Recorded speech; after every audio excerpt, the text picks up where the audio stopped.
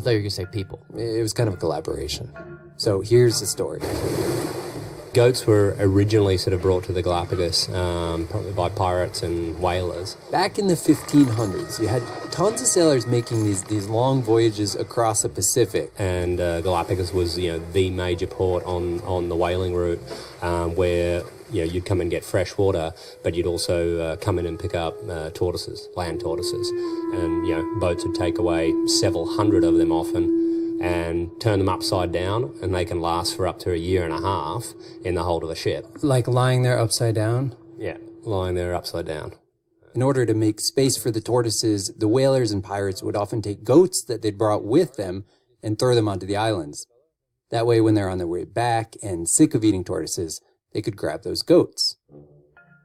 So whalers and buccaneers, they introduced goats to Galapagos. But on islands like Isabella, which is this massive island, the size of Rhode Island, the goats were actually penned in to just a little part of it, because there was this black lava rock that ran across the island. Extremely rough lava that's extremely difficult to walk across. 12 miles of it. So that had acted as a barrier. Basically with goats on one side, tortoises on the other. But according to Linda, sometime in the late 1970s, the goats got brave. I mean, we're probably talking just a few goats, but by the 1990s, those few goats, the population had exploded to about 100,000 goats. Wow. And if you think of 100,000 goats eating everything in their path, every sort of plant, like even the bark off of trees, they destroy the forest.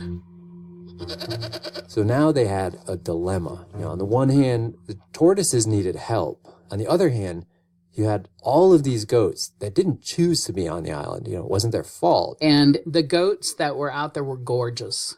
They had curled horns, different colored fur, just beautiful animals. And they've been there for 500 years.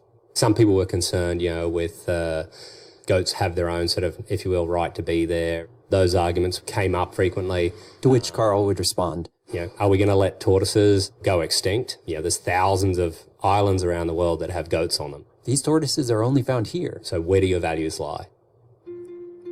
And so in 1994, we had what we called a tortoise summit in England. And that was where we started the discussions about what are we going to do. Experts came from all over the world. Linda says, we want to get rid of the goats. And many of them thought we were nuts and that it was impossible. There's 100,000 of them. So many doubters. Carl says he even heard the idea. Why don't you put lions? They eat goats in Africa. Why don't you get lions on there?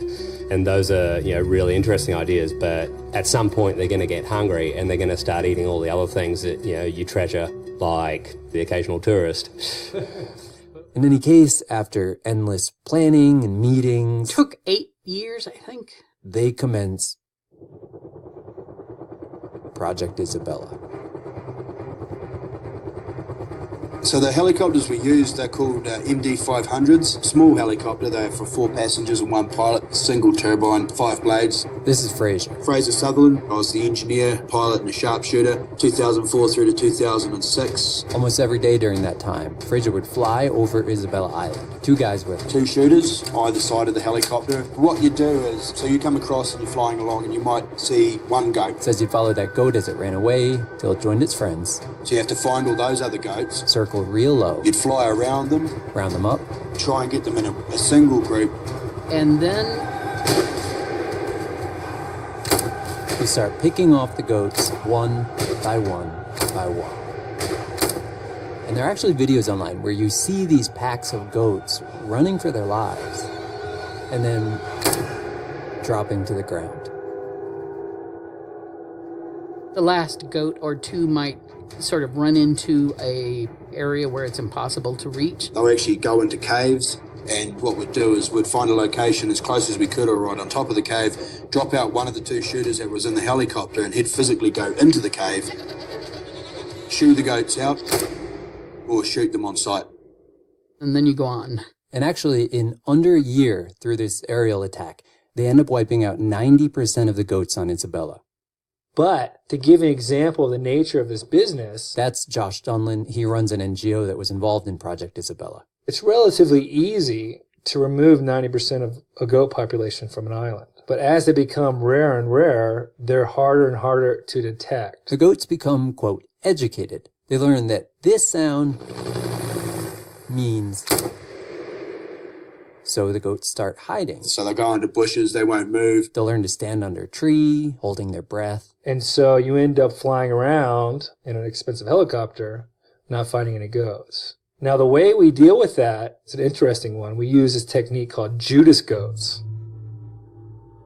Yeah, Judas goats.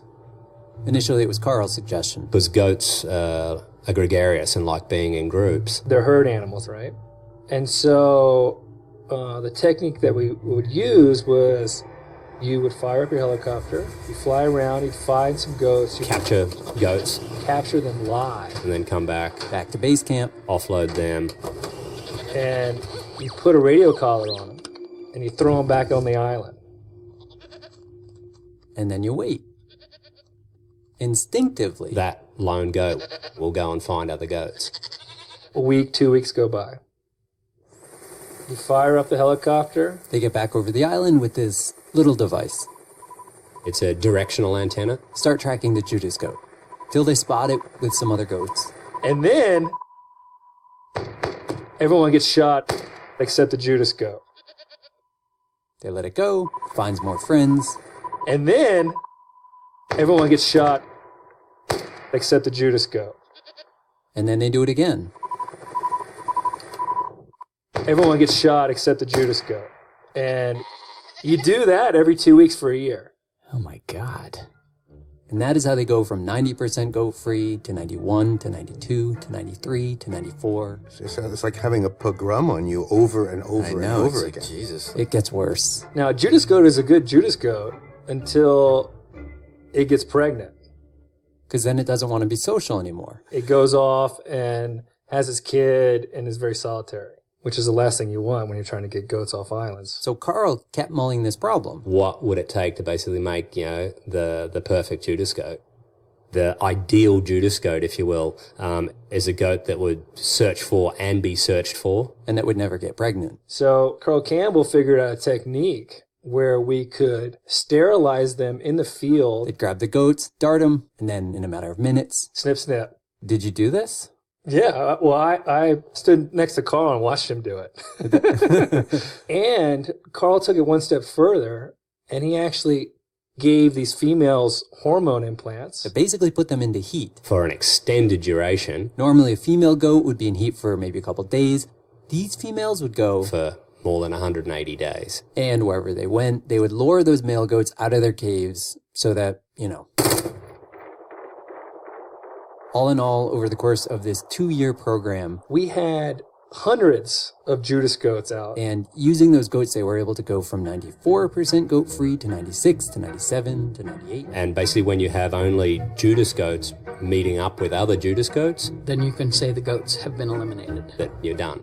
A point they got to, at least on Isabella, in mid-2006. This kind of eradication program was far beyond anything that anyone had ever done anywhere in the world. Because it turns out they weren't just doing this on Isabella Island. No, we're talking about island by island. Over the course of about 7 years, they eliminate over 250,000 goats.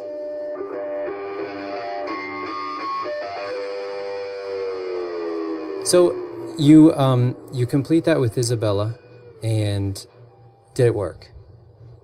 Yeah, the results of this were absolutely impressive. You had plants reemerging, you had trees growing back, And in a really short period of time. and this allowed for those important drip pools.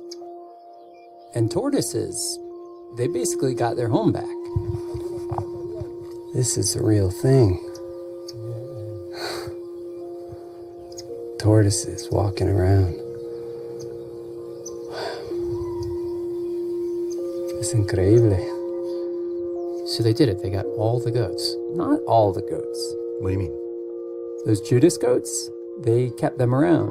Why? I would have shot them first just out of sympathy for them. Yeah, exactly. Well, they needed the goats because, well, there was the problem of people.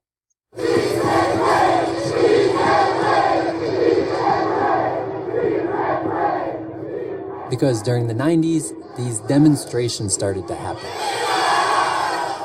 Demonstrations of outrage and violent activity. Constant conflict. To explain, Lo que pasa es que la época de que esto de la pesca, this is Augustine Lopez, longtime fisherman, and he told me that in the 70s and a la 80s, nuestra se pescaba todo el año corrido. lobster was fished all year No round, había épocas de veda. no restrictions, and then fishermen started making a killing fishing sea cucumber because there was this huge demand. But then the national park comes in, same group that's doing the goat eradication. And they tell the fishermen they're overfishing the sea cucumber, they've got to limit their catch. And the fishermen are like, who are you to tell me that I can't feed my family? So they lash out. They march down Charles Darwin Avenue. They would come down the street throwing rocks and sticks and everything. And That's Paul Watson, founder of the Sea Shepherd Conservation Society. He was there counter-protesting, and he says that at one point they went after national park buildings. and they were attacking the ranger stations with Molotov cocktails. They blockaded roads. They literally drove the rangers out of the national park headquarters and took it over. On Isabella, they burned down a building. They kidnapped some people, including some of my crew. And they even killed dozens of tortoises, slitting their throats. According to some accounts, they even hung them from trees. Not only that, but according to Linda, those goats, Couple islands where they've been eliminated, fishermen have put them back. really. Oh, yeah. And so what they decided to do is leave the Judas goats on various islands where they can live out their sterilized days, chomping on grass, sharing war stories, until such time as it might be needed again.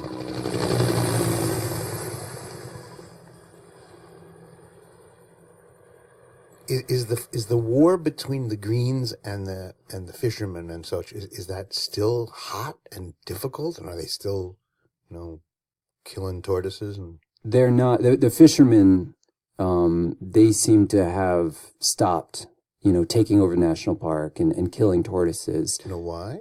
It's a combination of reasons. On the one hand, fishermen have started to participate in the actual fisheries management more because it seems like they realize if they're going to keep their livelihood, they can't just fish everything out.